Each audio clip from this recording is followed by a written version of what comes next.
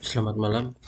Eh, Kali ini kita akan membahas tentang validasi data indikator mutu. Jadi untuk laporan pelaksanaan validasi data indikator mutu itu bisa dilakukan 1 tahun sekali bisa, 3 bulanan juga bisa. Untuk cara penyusunannya adalah seperti ini. Laporannya seperti ini ya. Kita pasang logo dulu. Seperti ini laporan pelaksanaan ronde kendali mutu dalam rangka validasi data indikator mutu di Puskesmas triwulan 4 2022. Yang pertama disusun pendahuluan, ini Puskesmas terus melakukan upaya peningkatan mutu dan seterusnya seperti ini.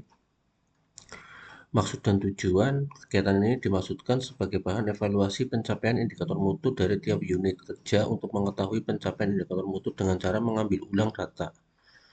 Tujuan kegiatan memberikan informasi tentang data indikator mutu yang valid ya dan seterusnya. Yang kedua, memberikan gambaran masukan kepada setiap unit kerja tentang peningkatan mutu yang dicapai. Dasar. Yang kedua, dasar. Tadi pendahuluan, tujuan, kemudian dasar.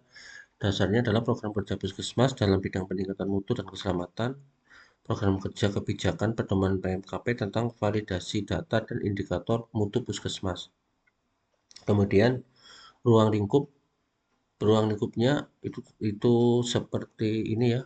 Pendahuluan, pelaksanaan, hasil, analisa, rekomendasi, dan penutup. Pelaksanaan kegiatan ada perencanaan dan pelaksanaan.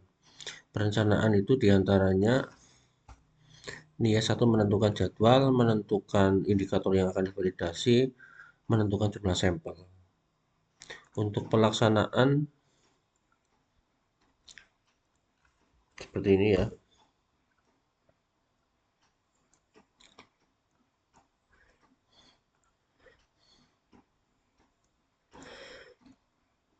Adalah tanggal pelaksanaan, kemudian hasil kegiatan, proses validasi yang dilakukan oleh tim validasi untuk memastikan bahwa informasi yang didapat adalah informasi atau data yang sahih hasilnya yang tercantum sebagai tabel di bawah ini. Jadi untuk penyusunannya kurang lebih seperti ini ya. Ini seperti contoh ini dari pendaftaran nih. Indikator waktu tunggu sampai rawat jalan, targetnya 7 menit, hasil pengumpulan 7 menit, hasil pemantauan sampling 7 menit, dan perbandingan data pengumpulan 100% artinya valid.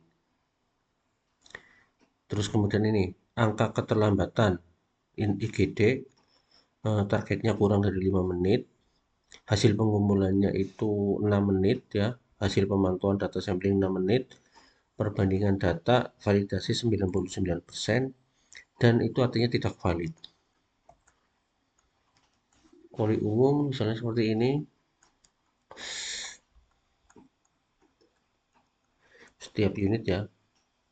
Kemudian ini proses validasi, sebagai contoh yang tadi pertama itu, waktu tunggu pendaftaran rawat jalan itu metode validasi dengan menelusuri proses pengumpulan data pada komponen. Untuk komponen, kemudian pengumpulan data dilakukan kepala instalasi rekam medis dan staf RM yang sudah dilatih terkait pengumpulan data. Alat ukur penggunaan buku indikator, cara pengambilan data dengan metode mencatat waktu tunggu pasien saat proses pendaftaran rawat jalan. Apa yang diukur? Waktu tunggu pasien rawat jalan kurang dari 7 menit. Numeratornya jumlah waktu tunggu pasien rawat jalan kurang dari 7 menit. Waktu tunggu pasien yang dipantau dalam 1 bulan.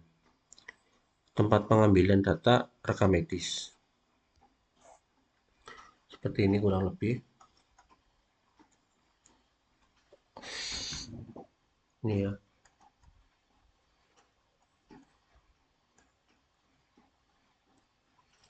Ini KIAKP, farmasi, kesalahan pemberian obat. Ini laboratorium. Kemudian ini ada analisis dan tindak lanjut ya. Jadi setelah divalidasi data, analisanya adalah berdasarkan hasil pengumpulan data indikator triwulan 4 2022 dari semua unit kerja dilakukan pemantauan data sampling dan validasi sebanyak 17 indikator. 15 indikator dinyatakan valid dan 2 indikator mutu tersebut dinyatakan tidak valid. Rekomendasinya sistem monitoring pelaporan indikator mutu lebih ditingkatkan sehingga peningkatan mutu dapat lebih membudaya. Kemudian indikator mutu yang telah divalidasi yang sudah dinyatakan data valid bisa segera disosialisasikan. Data indikator yang tidak valid kembali dilakukan evaluasi per bulan dan per triwulan. Ya, kurang lebih untuk penyusunan validasi data indikator mutu seperti ini ya. Semoga bisa membantu teman-teman dalam menyusun laporan pada EP 5132 ya. Sekian, terima kasih.